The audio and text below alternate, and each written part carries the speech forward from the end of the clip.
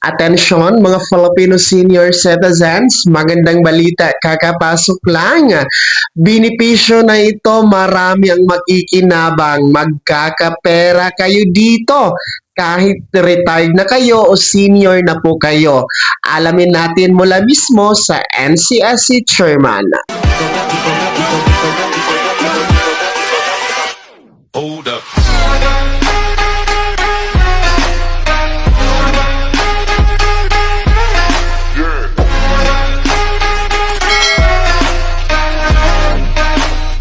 Hello mga ka-vlogs! Welcome dito sa aking YouTube channel. Magandang araw po sa lahat ng mga manonood. Saan po kayong dako sa mundo? Kumusta mga ka-vlogs? Eto ha mga Filipino senior citizens, benepisyo na ito, makikinabang ang lahat.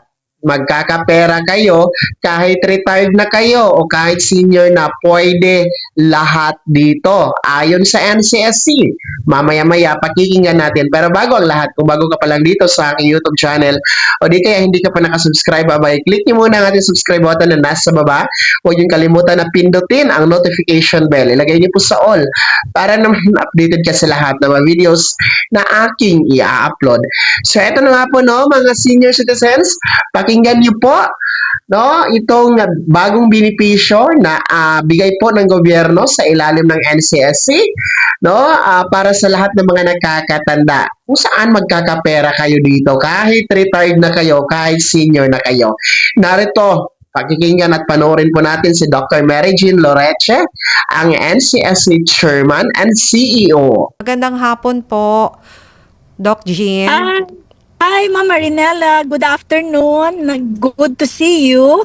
Doc Jean, kasi maraming nagtatanong na senior citizens about dito, yung sa coordination between DOT and NCSC, yung mga senior citizens daw na po pwedeng magtrabaho ulit. Totoo yan, Ma'am Marinela. Tayo ay galing kaninang umaga sa ating meeting with the Department of Tourism. Nagkaroon tayo ng technical working group kasi sa kadahilanan na mula nung tayo ay pumirma ng kasunduan with Secretary Frasco and her team noong nakalipas na buwan, tayo ngayon ay puspusan namang naghahanda para gawin natin yung guidelines at tingnan natin ano yung pwede sa mga nakatatanda sa ating mga tourism-rich destination areas. Meron po bang mga skills na kinakailangan taglayin ng mga senior citizens para po sila ay makapag-apply dito?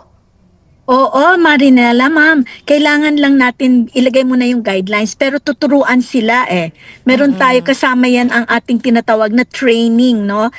Capacity building. And titingnan muna natin ano yung interest nila. Kunyari, interest ba nila ay mag-tour guiding? Interest ba nila doon sa ating cultural heritage sites? Kasi magagaling yung mga nakatatanda to relay the stories, di ba? Yes, Alam nila po, yan. oo. So, gusto din nating tingnan kung pwede din sila sa ating mga resorts areas at sa mga hotels natin, ano ang pwede sa kanila. O kaya naman sa pagluluto doon para, o kaya yung mga arts and crafts na pwede nilang ibenta sa ating mga tourist destination areas. Itong mga trainings and seminars, Doc Jean, libre lamang po ito? At saan po kaya? Yes. Oo, kung saan? Yes. Oo. Yes. Lilibre po yan. Subalit, hihintayin pa ng iyong mga tagapagsubaybay kasi magbibigay kami ng pasabi dito pagka ready na tayo. Isa sa aming pinag-uusapan kanina yan with DOT. Magkakaroon pa kami ng mga meetings no sa LGU, sa Hotels and Resorts Association, Tour Guiding Association. Lahat yan aasikasuhin muna namin kasama ang DOLE, DTI, para pagka yan ilabas natin kasama yung guidelines, konkreto na siya at hindi na tayo marami pang dadaanan na iba't ibang lugar. Wala naman tong age limit.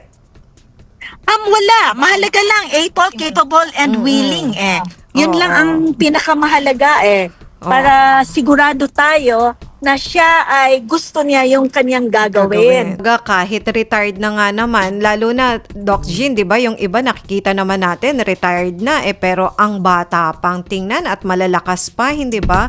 So para magugol nila yung oras nila, biro mo, retired na sila, maaari pa rin silang kumita, hindi ba? Ang ating pamahalaan ngayon, kailangan kasama sa nation building ang mga nakatatanda. At saka Ma'am Marinela, tandaan natin, ang new normal hindi 60 years old ha, 70 years old. Oh. Ako 60 plus na ako eh. So hindi pa tayo nakatatanda. Tayo ay nasa junior high pa lang tayo. Wala naman po sa itsura, Doc Jean. Mukha lang kayong mga 55. Wow, thank you. Oo. At saka, Doc Jean, kung sakasakali, saan sila maaaring makipag-coordinate pagka ito'y nagsimula na? Pwede Saan ang silang, coordination? Opo. Yes. Kailangan maglabas muna kami ng guidelines at ikaw ay bibigyan ka din namin, no? Para mai-anunsyo mo sa programa mo. The moment ready na tayo para dyan. Medyo maging pasensyoso lang lahat. Hinahanda natin para sigurado. As a matter of fact, kailangan pa namin pag-aralan kung eto ba ay may medical certificate na kakailanganin para Oo. ma-assess natin na talagang pwede sa kanila yung trabaho na gusto nilang pasukin. Nationwide po ito, hindi lang dito sa Metro Manila. It will be nationwide, but we want to pilot it, no? Mauna na lang, masabi ko na lang, una, siguro ipapilot natin dito sa Intramuros, sa NCR, isa naman doon sa Cebu. Pero hindi pa kasi, hindi pa nakalatag yung guidelines. Pagka nakalatag yan, ibibigay namin sa inyo yan. Kasi super excited na ang mga senior citizens natin, nung marinig yan, balita na yan, na maaari na sila ulit makapagtrabaho. Kaya ang dami pong mga nagtatanong sa atin, paano daw, saan, kailan, may age limit daw ba? So excited po sila talaga, Doc Jean, So kumbaga pinaplansya pa lahat para pag inopen yan, tuloy-tuloy na po Doc Jean. Tama 'yun. So aming inaayos lahat and susubaybayan natin ito in the next 6 to 8 weeks kung anong mangyayari. But definitely magbibigay kami ng mga abiso kasama sa programa mo para alam ng iyong tagapagsubaybay paano nga ba ito. Ayun, nako.